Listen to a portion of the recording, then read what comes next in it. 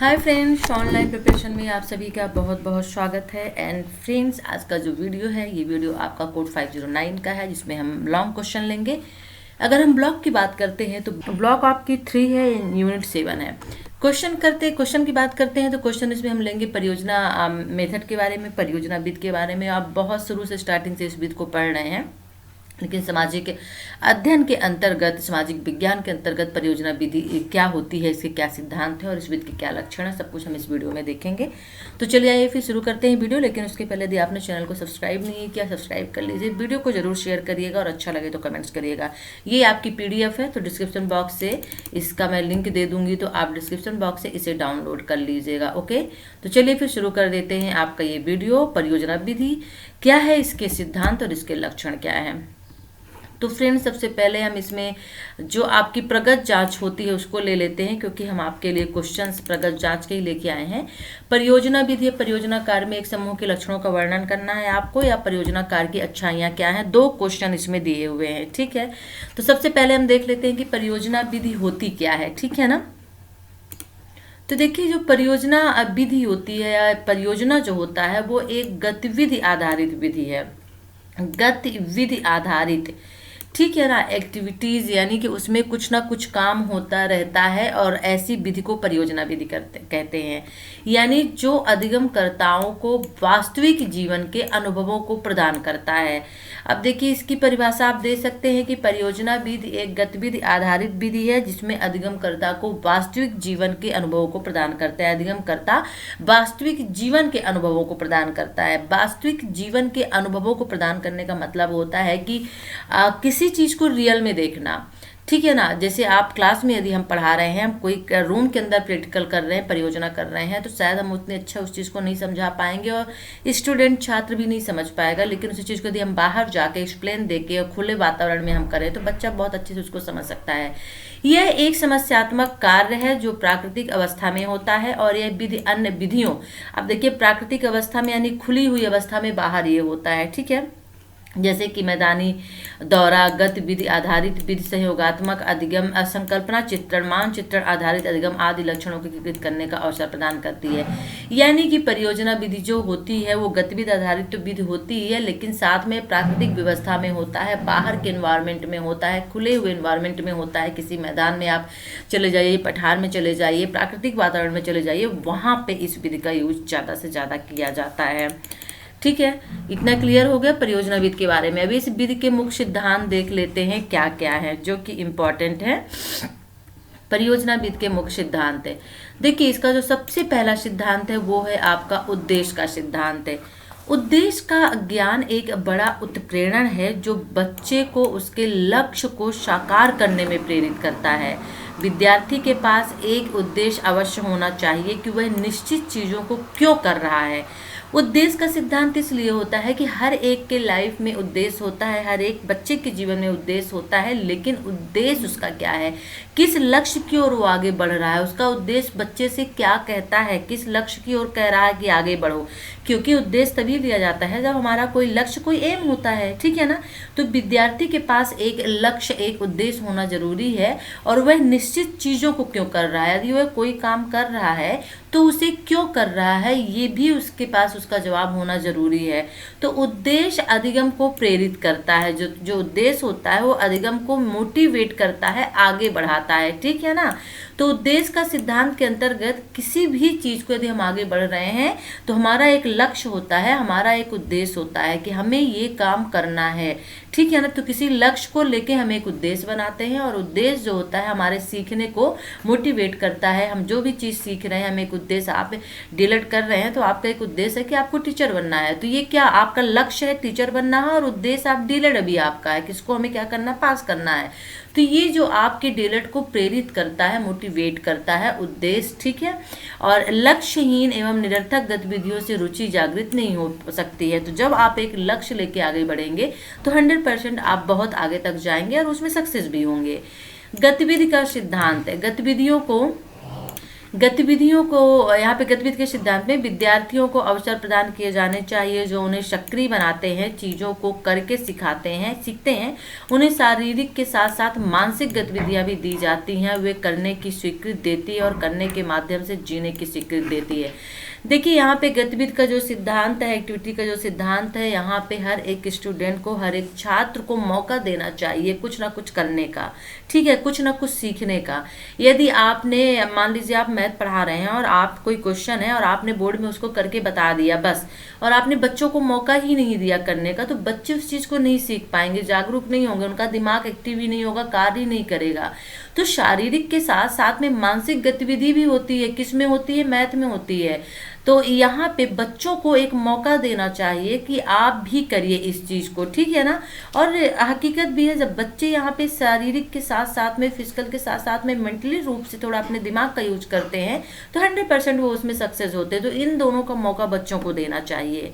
अनुभव का सिद्धांत देख लेते हैं, ठीक है। अब यहाँ पे अनुभव का सिद्धांत आ गया। अनुभव सर्वोत्तम शिक्षक है, जो सीखा जाता है उसे अवश्य अनुभूत होना चाहिए और बच्चे अनुभव के माध्यम से नए तथ्यों और सूचनाओं को सीखते हैं।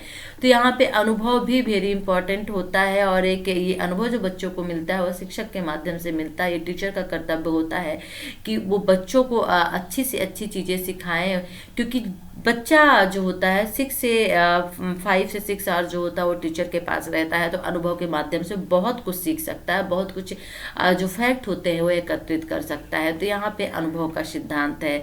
तो परियोजना विधि के जो सिद्धांत में अभी हमने उद्देश्य का सिद्धांत देखा, गतिविधि का सिद्धांत देखा, अनुभव का सिद्धांत देखा। यहाँ पे अनुभव में सामाजिक जीवन के लिए तैयार करना, उन्हें व्यवसायिक जीवन के लिए प्रशिक्षण भी दिया जाना चाहिए, यानी यहाँ पे कौशल की बात आ जाती है, ठीक है। और परियोजना विधि में विद्यार्थी समूहों में कार्य करते हैं, तो एक ऑब्जेक्टिव टाइप का क्वेश्चंस भी बन सकता है कि परियोजना विधि में विद्यार्थी किस तरह से काम करते हैं, एकल करते हैं, सामूहिक करते हैं, द्वितीयक करते हैं। तो सामूहिक में कार्य करते हैं, इस चीज़ को याद रखिएगा। फिर नेक्स्ट ले लेते हैं सिद्धांत जो है वास्तविकता का सिद्धांत है। वास्तविकता का सिद्धांत, जीवन वास्तविक है और शिक्षण सार्थक होती है और वह भी वास्तविक होती है। परियोजना विधि बच्चे को शिक्षा देने की एक विधि है और इसलिए इसे भी वास्तविक होना चाहिए। वास्तविक जीवन की स्थितियां विद्यालय जीवन में प्रस्तुत होनी चाहिए, रियल की लाइफ। जैसा हम बोलते हैं, यदि हम मान लीजिए कि आप सामाजिक विज्ञान में ज्योग्राफी पढ़ रहे हैं और हमें आपको माप के बारे में कुछ बताना है, मापनी के बारे में कुछ बताना है, तो शायद हम क्लासरूम में उस चीज़ को उतना अच्छा एक्सप्लेन नहीं कर पाएंगे जितना कि हम मैदान में जाके, खुले प्रांगण में जाके आपको समझाएं और बताएं। मीटर के बारे में आपको बताना है, माप लेना है किसी चीज़ का, तो उसके बारे में हम खुले में ही जाके आपको बता सकते हैं। तो वास्तविकता से जोड़ना, बच्चों को शिक्षा देते वक्त वास्तविकता से जोड़ना बहुत ज़रूरी होता है। और बच्चों को शिक्षा देने की एक विधि होती है परियोजना विधि, जिसमें बच्चों को वास्तविकता से, हकीकत से जोड़ा जाता है। स्वतंत्रता का सिद्धांत है, एक गतिविधि की इच्छा स्वतः परिवर्तित होनी चाहिए और शिक्षक द्वारा बलपूर्वक नहीं, और विद्यार्थी आरोपण, बाध्यताओं या बाधाओं से मुक्त होने चाहिए ताकि वे पूर्ण एवं मुक्त रूप से श्रम को व्यक्त कर सकें। यहाँ पे छात्र को स्वतंत्रता, फ्रीडम देनी चाहिए। यहाँ पे टीचर का जो एक हस्तक्षेप, इंटरफेयर होता है वो नहीं होना चाहिए बीच में। बच्चों को इस मामले में स्वतंत्रता देनी चाहिए, किसमें, परियोजना विधि के अंतर्गत। इसी स्वतंत्रता का सिद्धांत इसे कहा गया है कि बच्चे अपनी गतिविधि चुने, अपनी रुचियों, जरूरतों, क्षमताओं से गतिविधि करने की स्वतंत्रता दी जाए। वो अपनी रुचि से उस काम को करें, अपनी कैपेसिटी के हिसाब से करें कि उसे कर सकते हैं कि नहीं कर सकते। बाध्यता नहीं होनी चाहिए कि नहीं यही इसे करना है, आपको यही करना, ऐसा नहीं। यहाँ पे बच्चों को स्वतंत्रता, फ्रीडम भी देनी चाहिए, इसलिए इसको स्वतंत्रता का सिद्धांत कहा गया। नेक्स्ट देख लेते हैं उपयोगिता का सिद्धांत। उपयोगिता के सिद्धांत में ज्ञान तभी लायक होता है जब केवल लाभप्रद एवं व्यवहारिक हो। यह विधि विविध मनोवृत्तियों और मूल्यों को विकसित करती है, जिसकी व्यवहारिक दृष्टिकोण से बहुत सार्थकता है। उपयोगिता का ज्ञान की, मान लीजिए इस विधि को आप प्रयोग कर रहे हैं, बच्चे सीख रहे हैं और सीखने के बाद उनको भूलना नहीं है, बल्कि उनको अपने व्यवहार में लाना है, अपने जीवन में लाना है और आगे चल के उसका उपयोग भी करना है। इसीलिए कहा गया है कि व्यवहारिक दृष्टिकोण से बहुत सार्थक है। तो बच्चे जो होते हैं, उपयोगिता का सिद्धांत ये बताता है कि जो विभिन्न प्रकार की विधियाँ होती हैं, मूल्यों को बच्चों में विकसित करती हैं, वो आगे चल के इसको अपनाते हैं, अपने जीवन में यूज करते हैं, ठीक है, व्यवहारिक जीवन में यूज करते हैं। तो उपयोगिता का सिद्धांत हो गया। अब यहाँ पे देख लेते हैं जो हमारा अगला क्वेश्चन था लक्षण का। अभी हमने देखा परियोजना विधि क्या है और उसके सिद्धांत क्या है। अब हम देखते हैं कि एक अच्छी परियोजना के लक्षण क्या है। तो देखिए, एक अच्छी परियोजना के लक्षण।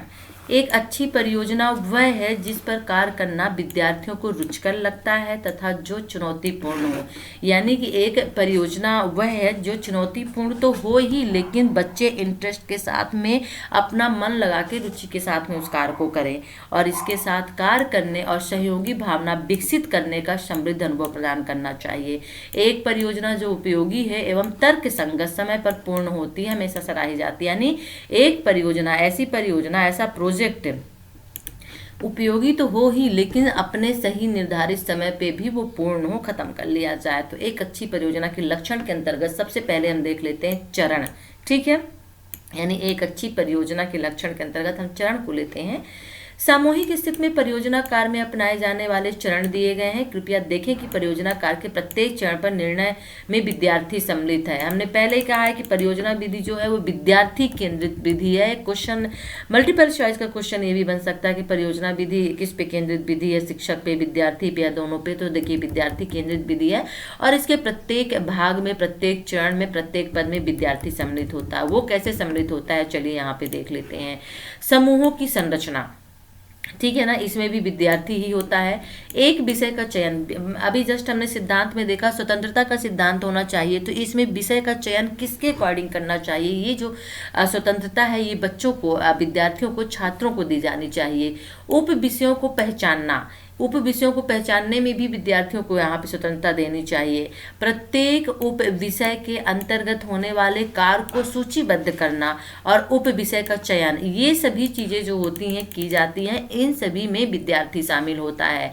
प्रत्येक उप विषय के अंतर्गत होने वाले कार्य को सूचीबद्ध, ये दोनों आपके हो चुके हैं। समूह के प्रत्येक सदस्य द्वारा एक विशिष्ट कार्य की स्वीकृति, यानी समूह में चर्चा के द्वारा, और अब पहले भी हमने बताया कि इसकी विशेषता होती है कि इसमें जो भी कार्य होते हैं वो समूह में होते हैं, तो समूह में चर्चा के द्वारा प्रत्येक एक विशिष्ट कार्य को स्वीकृति दी जानी चाहिए। वो भी किसके माध्यम से, विद्यार्थी के, क्योंकि समूह में कौन होता है, समूह में विद्यार्थी होते हैं। विद्यार्थियों के लिए विधि है तो विद्यार्थियों की यहाँ पे बात चल रही है।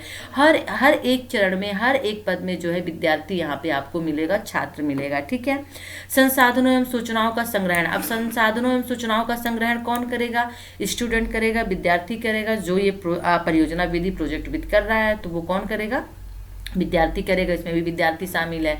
प्रस्तुति के लिए तैयारी, क्योंकि ये इसमें मेन जो केंद्र बिंदु है विद्यार्थी है, छात्र है, तो प्रस्तुति भी विद्यार्थी ही करेगा।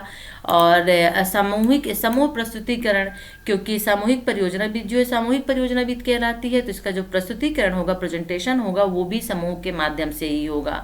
और विचार विमर्श, साथी शिक्षक प्रतिपुष्टि, और जब परियोजना विधि खत्म हो जाती है तो वहाँ पे विचार विमर्श एक डिस्कस किया जाता है किसके बीच में, जो परियोजना विधि को करते हैं, यानी जो छात्र होते हैं, जो शिक्षक होते हैं, जो उस वक्त केवल देखने का काम, अवलोकन का काम करते हैं, उनके बीच में एक विचार विमर्श होता है, डिस्कस होता है, और उसके बाद प्रतिपुष्टि दी जाती है, फीडबैक दिया जाता है कि काम सही हुआ है कि नहीं हुआ है, अब यहाँ पे इसको खत्म करना है, अभी और कुछ करना है, ये सभी चीजें उसमें दी जाती है।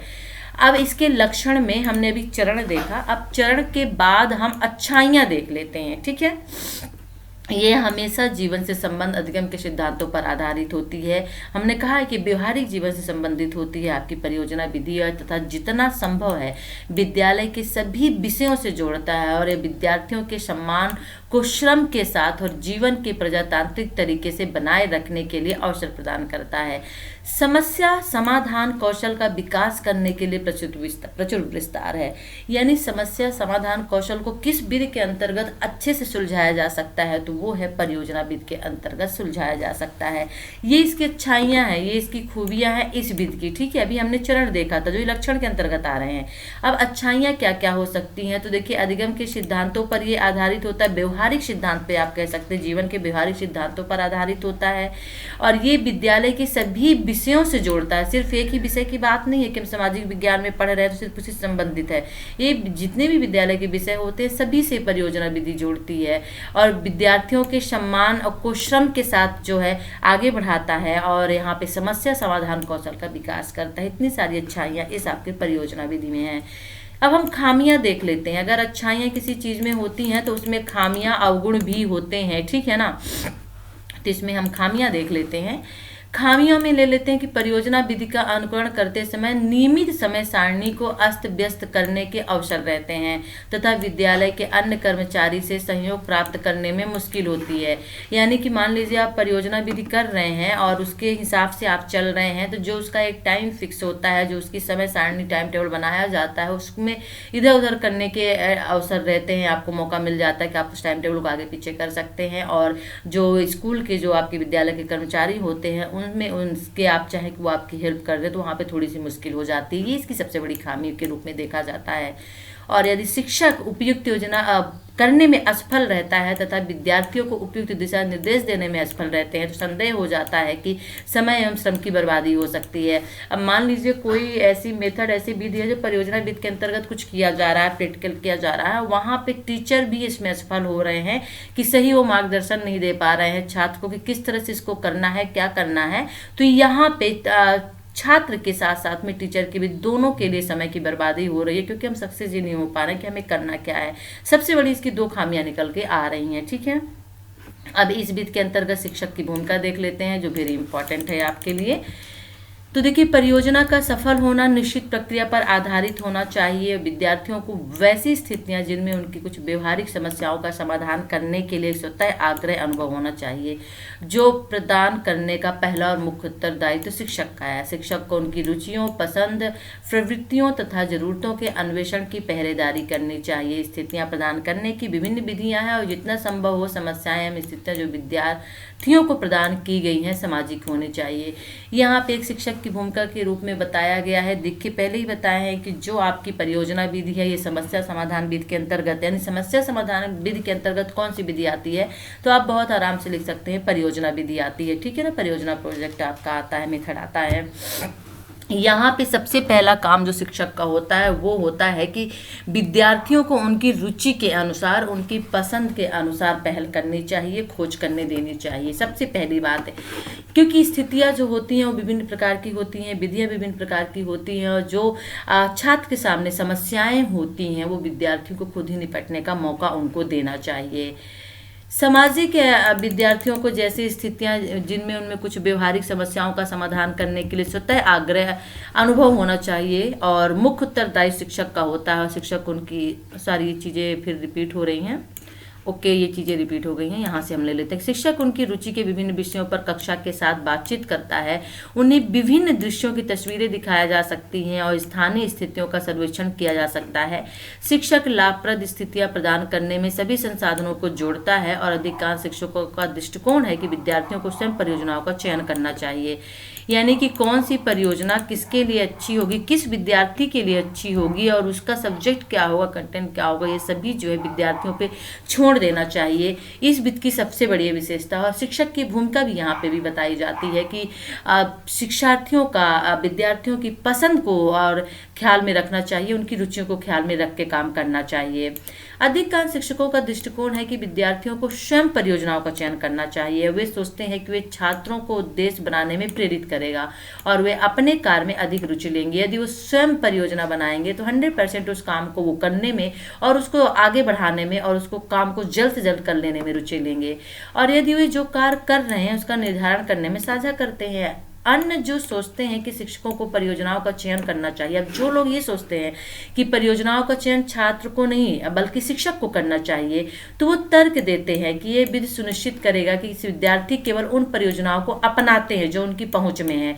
यानी विद्यार्थी खुद यदि परियोजनाओं का चयन करेगा तो उसको अपने मन से स्वतंत्रता से करेगा, लेकिन यदि टीचर परियोजनाओं का चयन करके देगा तो विद्यार्थी में एक बाउंडेशन रहेगा और सिर्फ उनको उस काम को करने तक का रहेगा।